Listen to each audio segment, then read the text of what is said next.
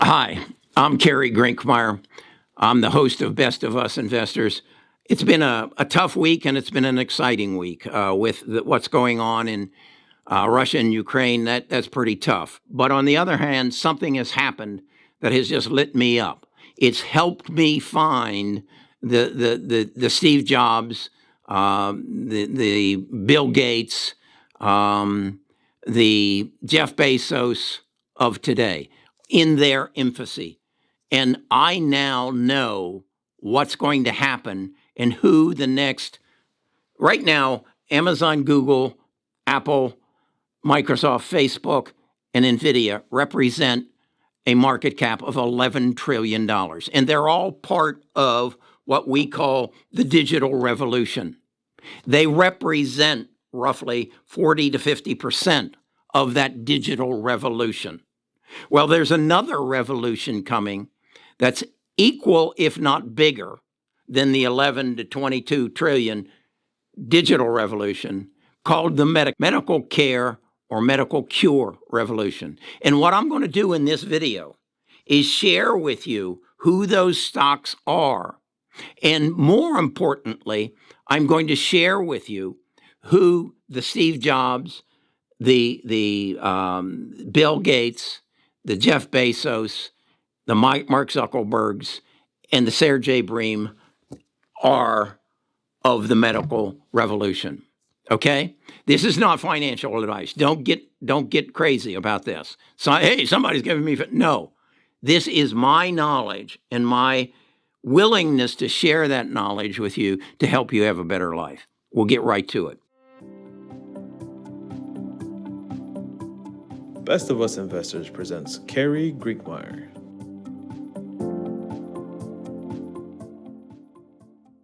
Okay, I want you to look at these three people. And I want you to see Bill Gates, Jeff Bezos, and Steve Jobs. That's who those people are.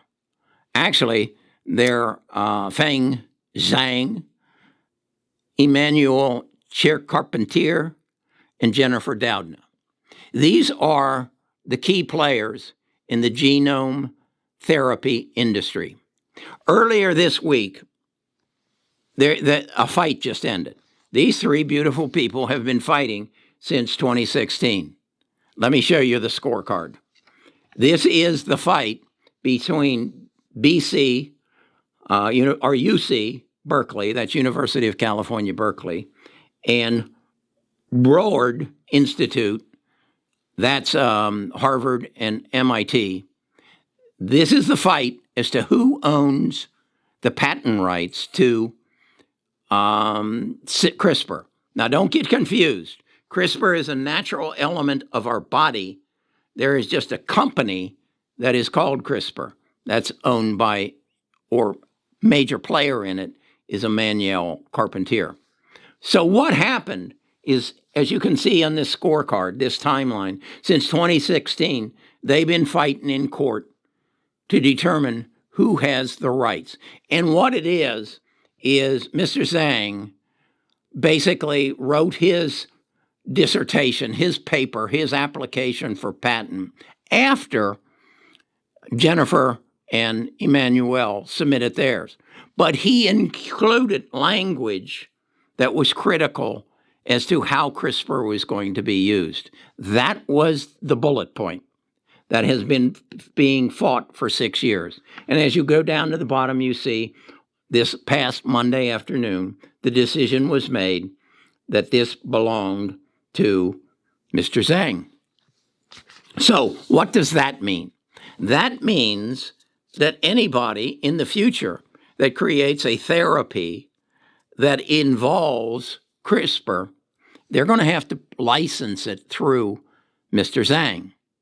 So what that does in my mind says, if this is a $22 trillion industry, and I can find the 6 companies or 12 companies that represent the biggest chunk of it, the $11 trillion, my Apple, Google, Amazon, Microsoft, Facebook, and NVIDIA of the digital revolution, I'm going to become a multimillionaire. That's all I got to do. is figure out, I know who the players are. I need to figure out where they lay and what cards they'll play. Okay, so to do that, what I want to do is take you to my computer and show you a spreadsheet I've created. You've seen versions of this spreadsheet, but let me explain it to you. Okay, so here's the spreadsheet that I've created, and I'm making a comparison to the digital revolution and the big players in it to who I think the big players are going to be in the healthcare, or what I prefer to call the health cure industry. The biggest player in the digital revolution is 2.8 million, and that's Apple, followed by, I believe it's Microsoft. Microsoft at 2.5 million, Google at 1.9, Amazon at 1.7. So my task is to determine who's the Apple. That's where I want to start.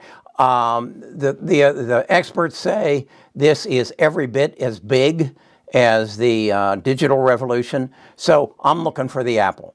Based on the what's happened in the last week and my knowledge, and where do I get my knowledge? Well, like you, I have read The Crack of Creation by Jennifer Doudna.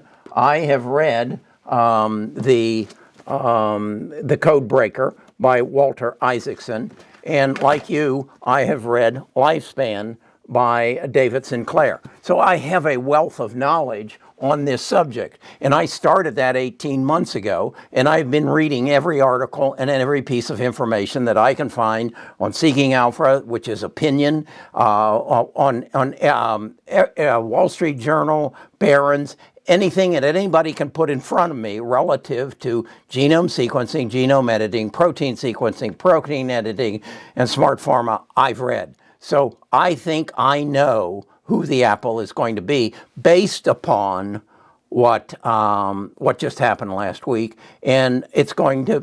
And again, when I'm saying Apple, I'm looking for Steve Jobs, okay, and I'm looking for Sergey Brin and Mark Zuckerberg, and I'm looking for Jeff Bezos, and I think I found them. And so now I have to find which companies are they associated with and who is going to be the Apple. And I have concluded, in my estimation, that that's going to be Editis.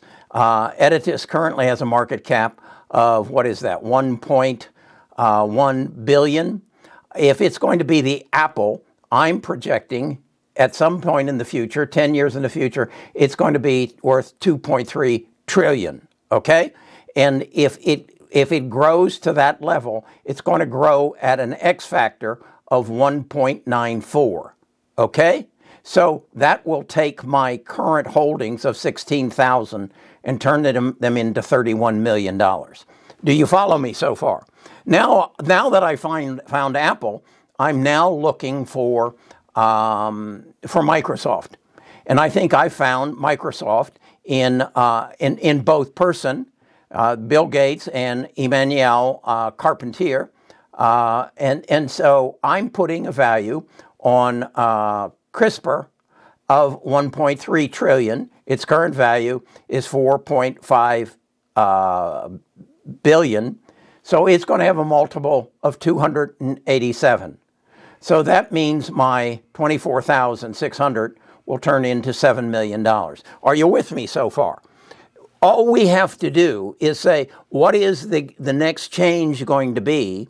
What is it going to be worth? And Walter Isaacson told us it's bigger than the digital revolution. Well, if the digital revolution, if 6 stocks represent $11 trillion, well, then I got to believe that it's about a 22 trillion. So I'm looking for the six stocks or whatever that are going to amount to this half of the big half of the health cure revolution. My next pick then is, I believe, my Jeff Bezos is in the form of Jennifer Doudna. Now, it's got her play right now is Caribou. And she has some other private stocks that I'll watch to see when they come public, because again, these people are going to channel their knowledge to their companies. It used to be these scientists just stayed in their lab coats and didn't give any thought to how they can make any money off there. But business has changed. The investors have shown up. They've been throwing money at them, and now the gate's about to open and the horses are about to run. And we know from what I told you earlier, that there is a good possibility that every one of these genome sequencing companies that are using CRISPR will be paying a licensing fee to Editis. So they're the apple, okay? So then I looked at Nutella. Nutella is the one right now that has potentially of the sequencers or the therapy companies, the largest market cap. I don't think it's going to get the growth that CRISPR and Caribou and Editis are. So I've got it going from 6.3 billion to 3.6. Is that right? No, that's to 1.2 trillion. That's at a factor of 190. So you can see here what I've done all the way down. I've basically taken my knowledge of where I think they're going to fit into this healthcare revolution, and where in the $11 trillion market cap that I've been told, 11 to 22, and I'm going on the low side, where I think they're going to fall. Okay? Now, does that mean I'm right? No, of course it doesn't. But what it means is I have a plan, I have a strategy, I have a way to measure, and as I watch it progress, I can adjust. You'll notice I have adjacent to AADI. I have only a 10 factor. That's not worth holding on to when you can take that money and get it potentially 1.949 factor. So I will watch that and I will make a decision. Do you see how I'm making my decisions? Maybe I need to dump that. And it's only, what is it? It's only $3,600. Maybe I would be wiser to put that into Editis. That's what you should be looking at. Then I come down here to, what is this one? This is alumina. Alumina over here has the highest market cap of any of them, currently at 51.8 billion. And that is because they're not in the therapy business, they're in the sequencing business. They own roughly 92% of the genome sequencing business. The other 10% is owned by Pacific Biosciences. So I'm seeing that because the world has already recognized that maybe this is a big player, and there's going to be one of these sequencers in every doctor's office, and they get paid for buying the machine as well as they get paid for every sequence. And we heard Joe just a couple nights ago say, we need to get everybody genome sequenced and test it. That lit me up. So maybe my 36 factor is low. I'm going to watch that and I'm going to see it, but still, it isn't a bad deal. If I take my, 25,000 and turn it into 1.85, 889,000. That's not a bad trade-off. So this is how I've done it. And again, recognize what I have said is that if the pundits are right, that this industry is as big, if not bigger, than the digital industry, and if the six mammoths of the digital industry represent right at $11 trillion, then these are the big players at this time in my portfolio, and I will seek to juggle them in and out based upon what I see happen. Such as, look here, 23andMe. I have $10,750 in it now. I'm not sure that the information they hold is going to be worth as much as the therapy that the therapy companies are going to distribute, or the sequencing that the sequencing companies are going to distribute. So this gives me a means by which I can monitor and project, and at the same time, recognize that the world has not woken up to this yet. The stock market has not woken up to it. They are not considering today what genome sequencing and genome editing is going to do to our world. They're worried about interest rates, inflation, job numbers, and Russia and Ukraine. And as long as they're focused on that, this isn't going to take off until one of them puts a needle in somebody's arm and says, we have found a cure for cancer, or we have found a cure for Alzheimer's, or we are about to eliminate heart disease. When that happens, what happened to Apple will happen to Editas. Okay? That's how I'm proceeding. If you would like a copy of this, I'm happy to share it with you. My goal is to educate you, to give you an advantage in an arena where you don't have any advantages, okay? Because you're playing the short game, and every time they want to kick your butt, they do. But if you go beyond where the masses think, Wall Street has to address the desires of the masses. And part of that mass is, I've got $5,000, I need to turn it into $10,000 before the end of the year. Okay? It's not going to happen here. Okay? Some of the masses are, I need a 15% return on my investment. And that's not what I'm playing for. As you can see, I'm doing moonshots. But I go back to, do I believe in the science? Do I believe in the people? Of course I do.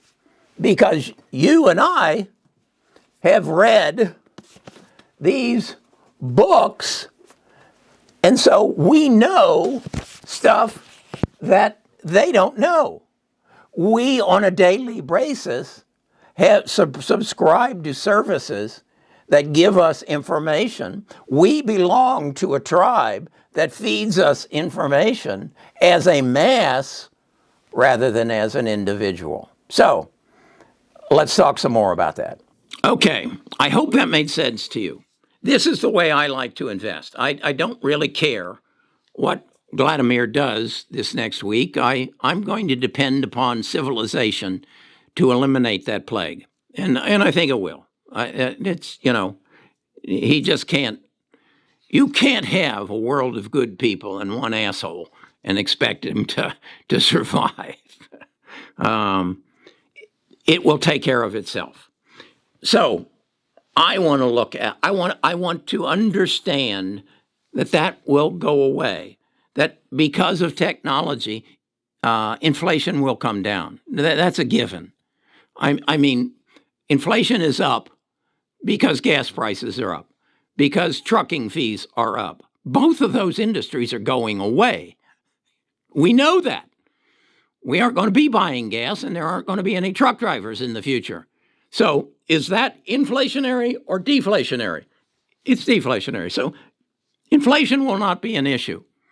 As inflation comes down and goods and services become cheaper, interest rates will come down and stay kind of where we're comfortable with them. Okay?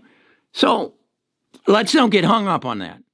Let's don't care about what the market's going to do next week. Let's focus on who's the next Bill Gates, who's the next Steve Jobs, who's the next Jeff Bezos, who's the next Sergey Brin, and who's going to take us into the future. I think I've labeled it for you. I need to give you one other name. His name's George Church. He's the scientist you may have read about who's using CRISPR in hopes of regenerating the woolly mammoth. He's also at Harvard. He's also an active player at Editas. So do you see where I'm going with this? And I want you to come along for the ride, because this is going to be exciting. This is not going to be your normal a 10x or 20x. No, this is going to be a 1,992x because we know who the next Apple is, and it's on cheap this week, on dirt cheap. If you only buy 100 shares of Crispr, of Editus, of Nutella, of alumina, if you only do that and put it in a drawer and forget about it, and in fact, put your kids or your grandkids' names on it and make it their next Christmas present. They're going to be wealthier than you. Okay, I'm excited about this, and I'm happy that I have discovered the means by which to share this information with you, because my true objective is to make you a better life.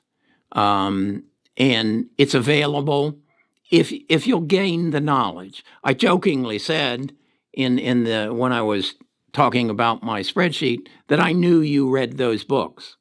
I hope you have. If you haven't, do go into the description and find my library. Go to my website, Best of Us Investors, and find my library. Find my link to my Discord, and I can help you find a better life. Now, if you'd like a copy of this chart that I've created that shows you what I'm holding and what I think it's going to be worth in 10 years, go into the description and click on that link. We're going to call it Genome Sequencing 10 years.